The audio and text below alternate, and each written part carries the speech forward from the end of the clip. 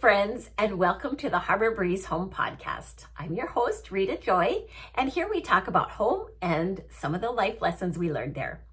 Right now, I'm doing a mini series on Christmas, and we're talking about all kinds of Christmas topics, and today's topic is Christmas cookies traditions, which I can't wait to talk about. But before we get started on that topic, I have a funny little story to share with you. You may or may not know that I live up here on Vancouver Island, British Columbia, Canada. Our weather is similar to that of Seattle, Washington. So winter for us means lots of rain, gray sky, and if it's stormy, it's really windy. So on this particular year, my friend and I were doing a Christmas craft fair. At that time, we didn't live on Vancouver Island, but we lived on a smaller island off of Vancouver Island, and it was a short 15-minute ferry ride over to the main Vancouver Island. We had gotten ready for this Christmas craft fair, loaded everything up into her van, and got on the 6:15 a.m. ferry to get over to Vancouver Island so we could get set up and ready to sell our things at a Christmas craft fair. Now, when we set everything up, the weather was just fine. But after we'd been selling our things all day long and it was time to pack our van back up, we went outside and it was super duper windy. As we were trying to load things in the van, people's crafts were like blowing all over the parking lot. You just had to be careful to hold on to your things. So we got our stuff all loaded up, went down to the ferry, and sure enough, the ferry had stopped running. If it's windy enough with the tides and everything, they often shut down the ferries on stormy days. But one thing that we knew after living on this small island for quite a few years was that the ferry always did one final run at the end of the day because it was important to get the ferry over to the small island in case there was a medical emergency. So our strategy was to just stay put in the line at the ferry. We were just gonna weather out the storm in that van, and she and I have a great time together, no shortage of things to talk about.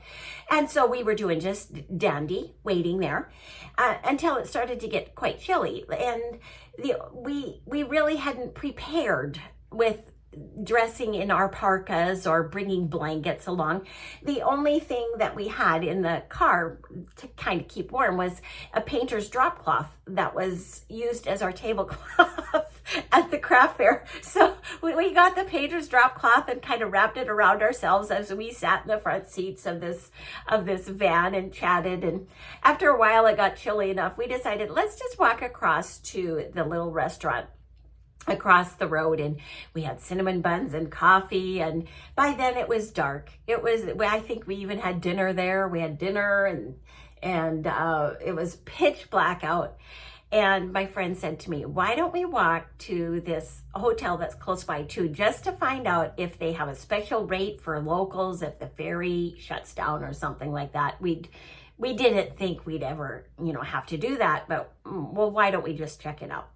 So we left this restaurant. We were walking outside. Now you've got to picture this. My friend is about the same height as I am. And she was wearing, her coat that day was like one of those down-filled vests. She didn't even have sleeves like a coat. And it had one of those big hoods. So she had the hood up because it was raining so hard and it was so windy. She had the hood up. I had my rain jacket on with my hood, and we leave this restaurant and we're just walking. It was about 2 blocks to the hotel. We're walking along and suddenly she just starts frantically calling my name, Rita, where are you? And I'm like, I'm right here. I was right beside her. But when it happened, she turned her head and her hood was too big, and her eyes went into the hood and all she saw was black. And she says, I thought you had blown away. I lost you. We laughed so hard while we were walking to that hotel. We were crying. We were laughing so hard. We waited in that ferry lineup till midnight when, for the first time in the history of that ferry, they did not run that day. And sure enough, we had to stay in that hotel. But that was a fun, stormy Christmas memory that I wanted to share with you in case it gave you a little laugh. And now, with that little introduction, we are going to head into today's topic of Christmas cookie traditions.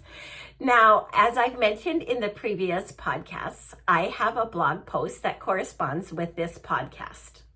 And so I will put that blog post link in the show notes and on the YouTube video as well, if you're watching on YouTube.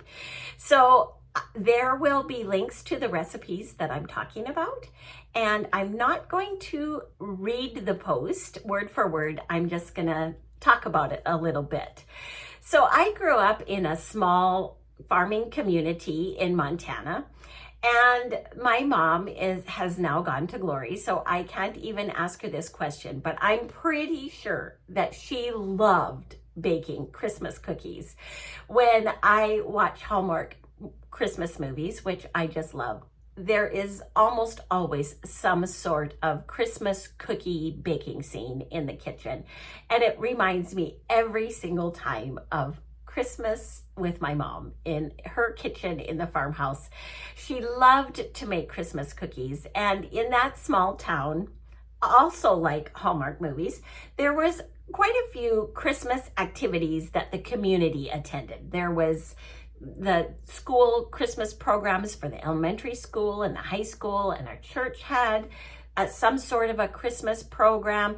And every event, they asked the town ladies to bring Christmas baking. So my mom would start baking Christmas cookies early, and then she would try to freeze them so that they would be ready to pull out and use at these events. Now, I say she would try to freeze them because there were 5 of us kids, and we were always trying to sneak into the freezer to get some of the Christmas goodies. She thought she was hiding from us, but we knew where everything was.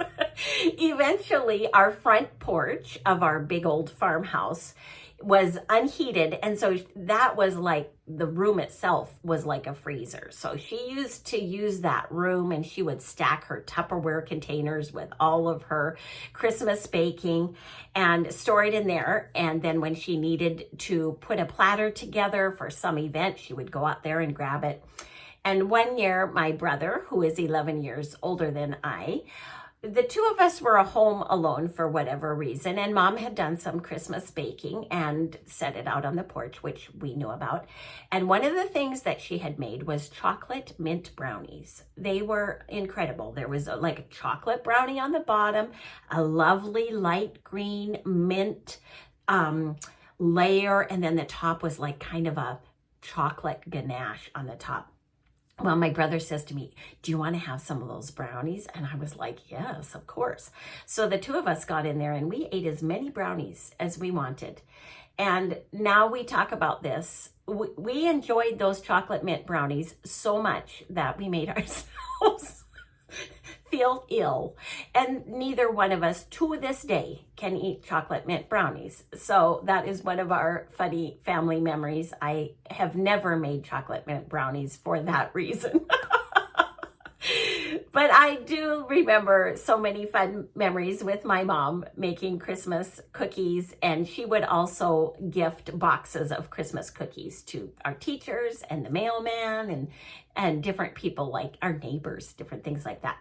So I wanted to share with you one of my mom's favorite Christmas cookie recipes, and one of the traditions that I have loved to do at our house, and that is rolled sugar cookies. That seems to be a super big favorite for lots and lots of people at Christmas time.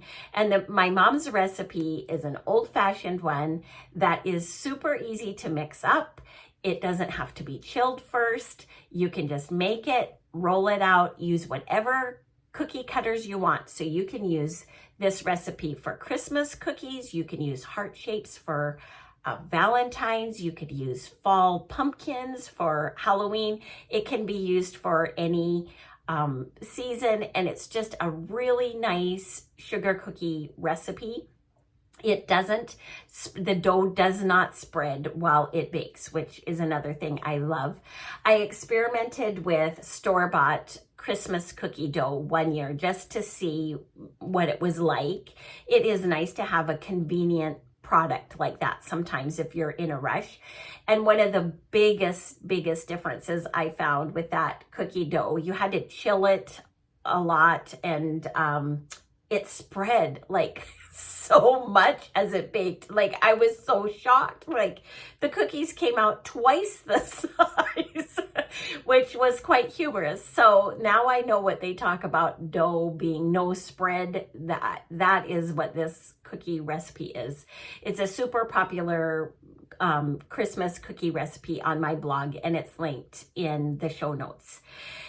And then I also wanted, when we had our own family, my husband and I and our kids, I wanted to incorporate some of his family's traditions in as well.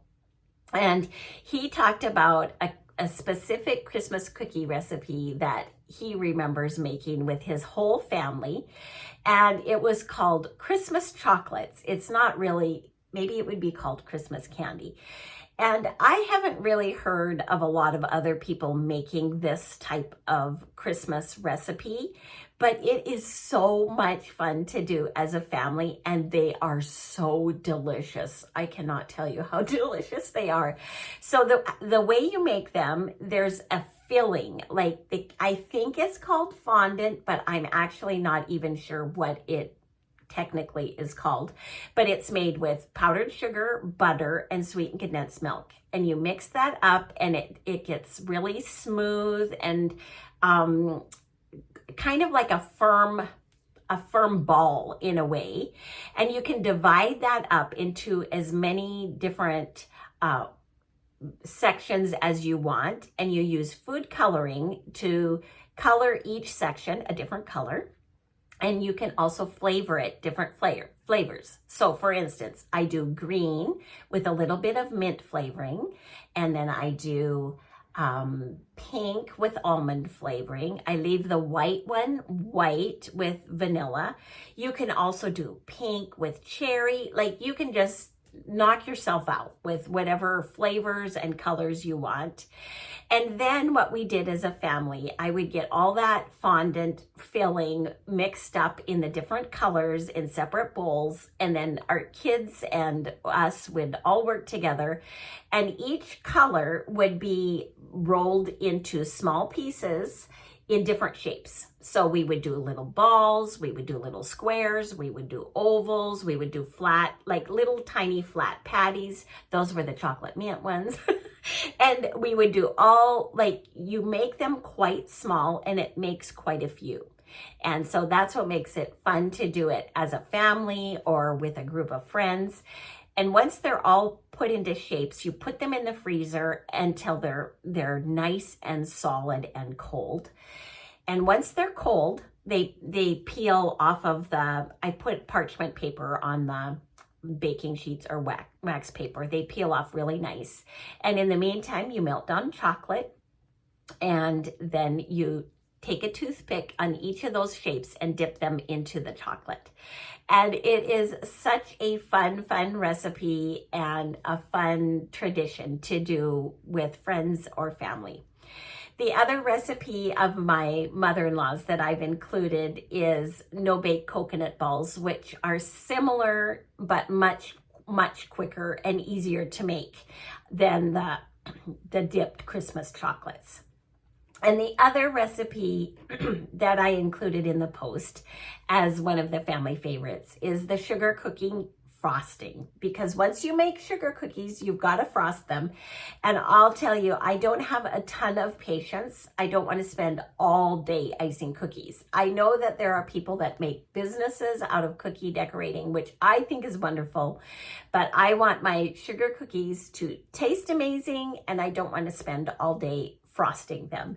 So my mother-in-law again taught me a trick to make icing in a super simple way, to stir it together in a bowl, and you can make it thicker if you want to pipe it on, or you can make it thinner and then just use a knife and spread it on, and then put some sprinkles on the top. So I've included all those recipes in the blog post. Now on the blog itself, there are lots and lots more Christmas cookie recipes that you can find over there.